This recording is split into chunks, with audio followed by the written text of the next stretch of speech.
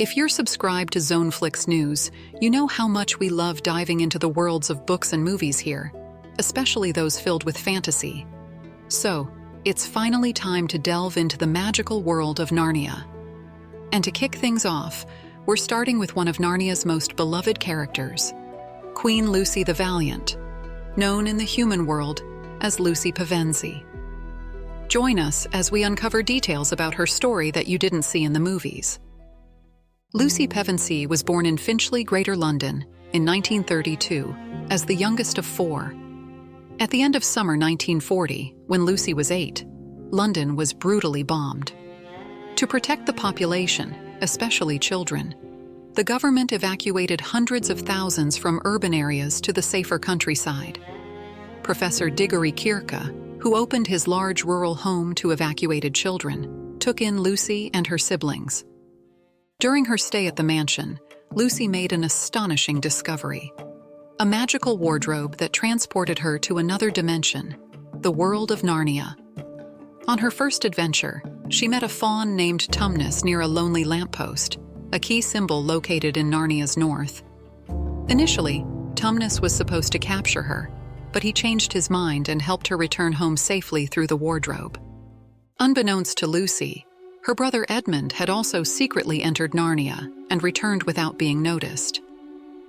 Days later, all the Pevensie siblings ventured into Narnia, where they met Mr. Beaver, who explained that the White Witch had cursed Narnia with eternal winter. He also shared a prophecy about the arrival of 4 sons of Adam and daughters of Eve, who, according to prophecy, would rule at Cair Paravel and break the curse, ending the White Witch's power.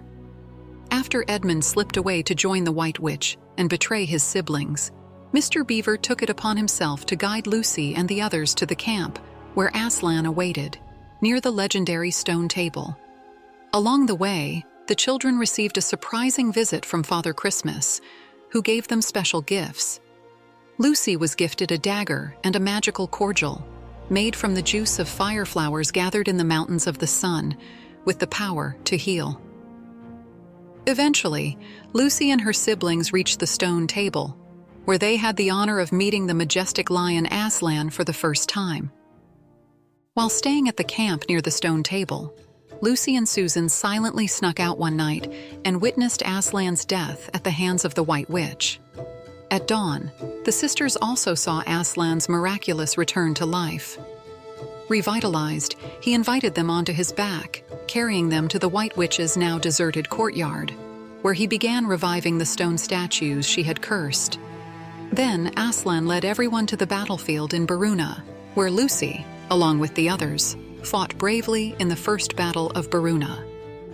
With the victory secured, Aslan and the Narnians defeated the White Witch, who fell on the battlefield. During the battle, Lucy used her magical cordial to save many who were injured, including her own brother, Edmund. 2 days later, Aslan crowned Lucy and her siblings, who took the 4 thrones amid a chorus of cheers. Thus, the ancient prophecy was fulfilled, marking the start of Narnia's golden age. Lucy and her siblings ruled Narnia wisely and justly as kings and queens. Lucy, in particular, earned the title Queen Lucy the Valiant among Narnians, thanks to her unwavering determination and courageous heart. During her reign, she played a vital role in restoring Narnia's splendor. She joined Narnia's forces to drive out the giants, sailed the eastern seas aboard the magnificent Splendor Hyaline, and explored the forgotten islands of Narnia's empire. She also forged important alliances, strengthening Narnia's ties with other lands.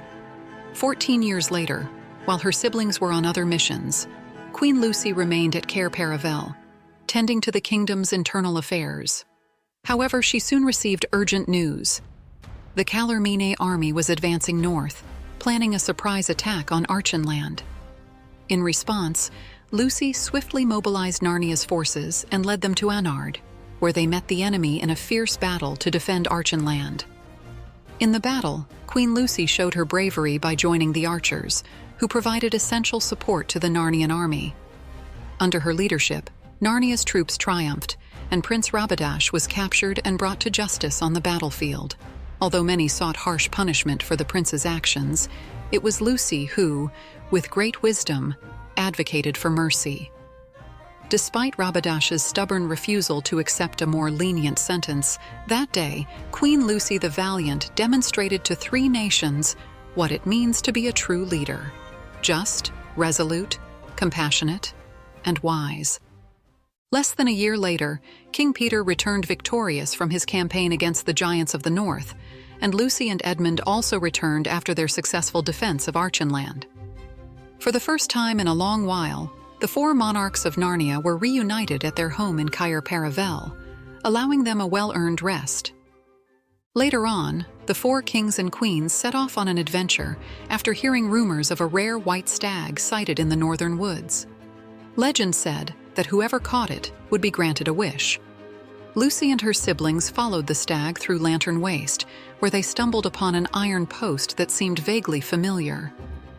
As they walked between the trees, memories of their lives before Narnia began to resurface, taking them back 15 years. With each step, the landscape began to change, and suddenly the thick fur coats around them revealed that they were stepping out of the wardrobe. Back in the real world, they were children again, and the year was still 1940. For the world, Lucy and her siblings had only been gone a few minutes.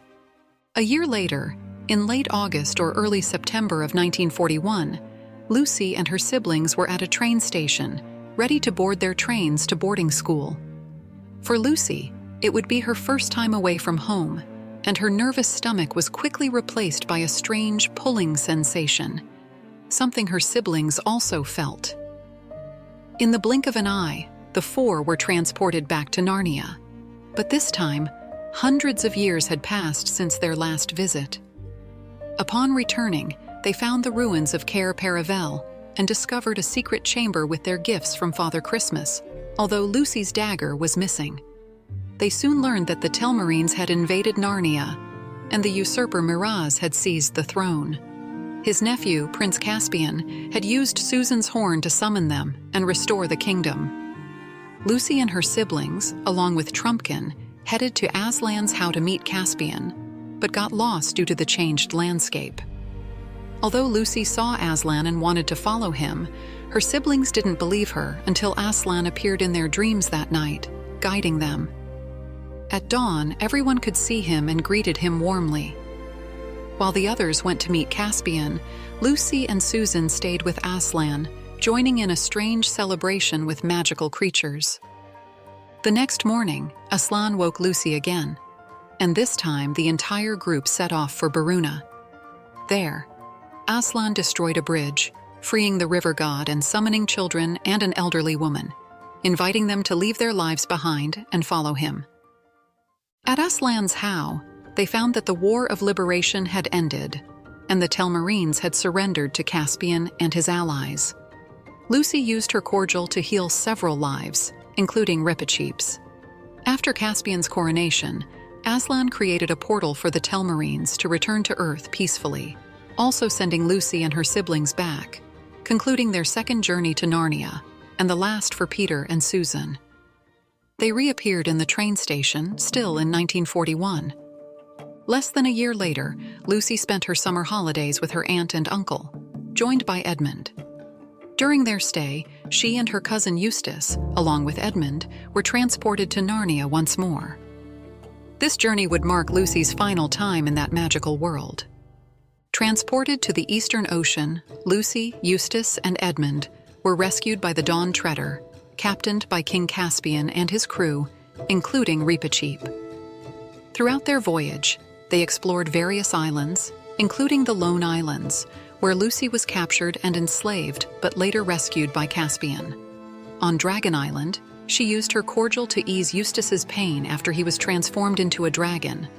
After a meeting with Aslan, Lucy learned to trust him in times of need, which she did on Dark Island when the Dawn Treader seemed lost in complete darkness. Calling for help, Aslan sent a white albatross that guided the ship safely, whispering, "Courage, dear heart," to Lucy.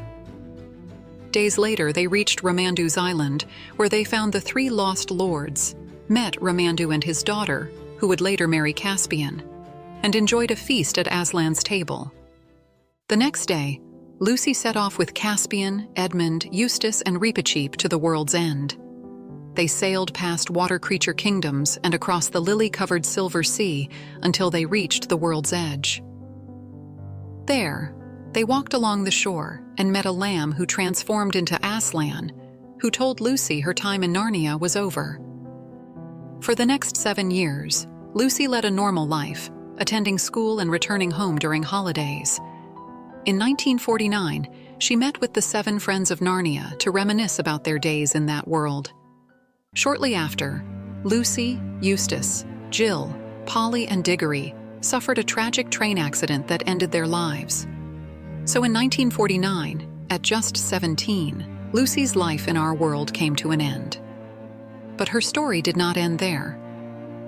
After Narnia's closing by Aslan, Lucy and the other friends of Narnia watched from Aslan's country, the true Narnia, where they would never have to leave again.